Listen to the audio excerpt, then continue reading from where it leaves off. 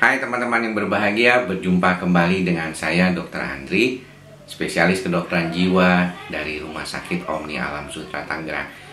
Di kesempatan kali ini, saya mau berbincang-bincang santai saja, menjawab pertanyaan teman-teman tentang kebanyakan tuh makanan. Sebenarnya makanan apa yang masih boleh dan tidak boleh untuk dimakan ketika kita mengalami masalah yang berkaitan dengan gangguan kecemasan.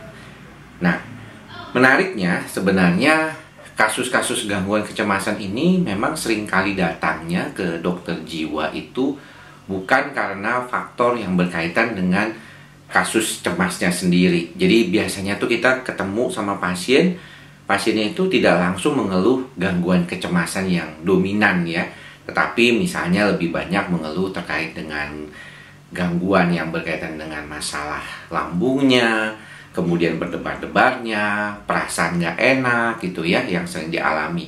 Dan ini tentunya perlu diperhatikan karena kalau misalnya tidak, buat orang tersebut juga bingung gitu. Saya mesti minum dan makannya ini yang seperti apa sih?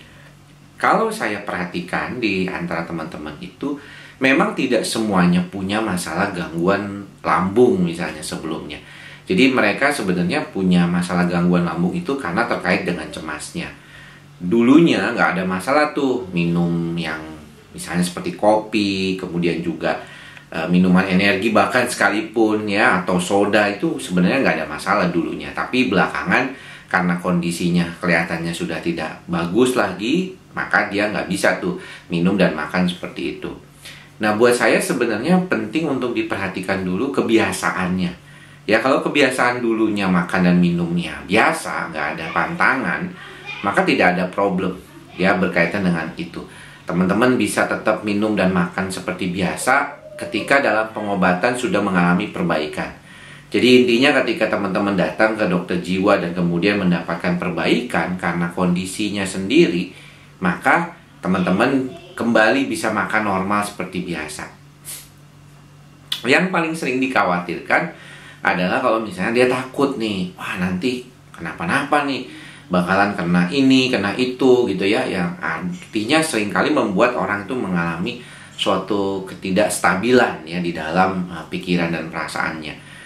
Takut ya terhadap makanan dan minuman tertentu ini karena proses traumatiknya yang berkaitan dengan hal tersebut. Nah, untuk itu bisa teman-teman coba dulu misalnya dengan dosis yang kecil ya atau sedikit. Saya contohnya kopi gitu.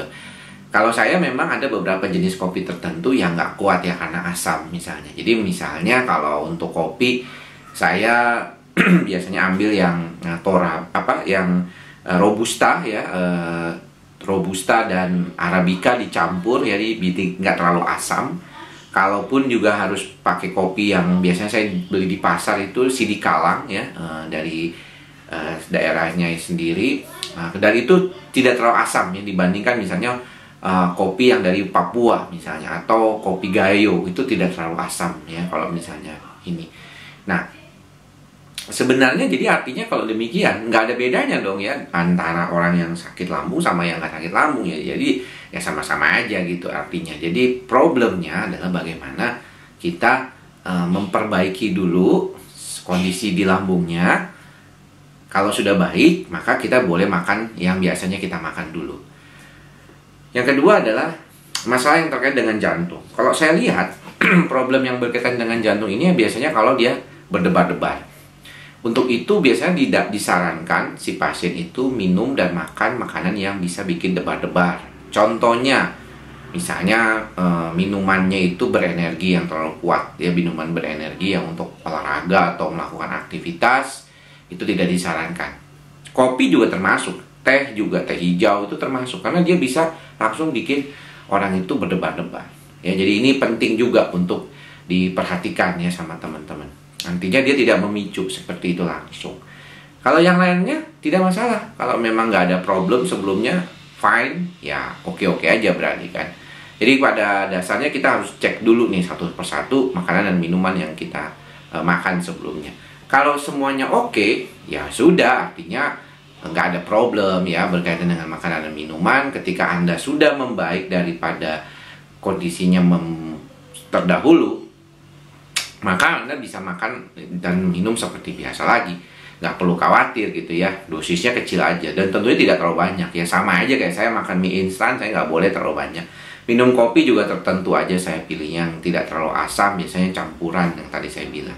Jadi artinya teman-teman harus sadar ya, daripada membiarkan diri tidak ngerti, tapi harus sadar benar-benar. Ya itulah makanya Pak, saya suka bilang selain ikhlas dan sabar, teman-teman juga harus sadar ya, sadar bahwa ada kelemahan yang ada di dalam diri saudara, tidak perlu khawatir berlebihan, dan juga jangan seperti kayaknya mau mengharapkan pokoknya saya maunya kayak dulu lagi gitu ya, bodoh amat saya pokoknya mau makan seperti dulu, cuek segala macam, gak jaga makan, ngerokok dan segala macam ya, tentunya akan sakit lagi gitu. Itu sih nggak usah orang yang mengalami gangguan cemas juga, siapapun bisa jadi balik sakit lagi ya kalau demikian. Jadi penting untuk disiplin, karena pada dasarnya disiplin itulah yang akan membantu teman-teman untuk bisa kembali menjadi stabil dan oke lagi ke depannya.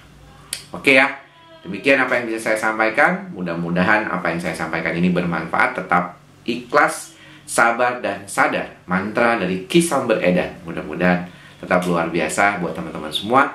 Sampai bertemu lagi di lain kesempatan. Semoga semua makhluk berbahagia. Salam sehat jiwa. Bye-bye.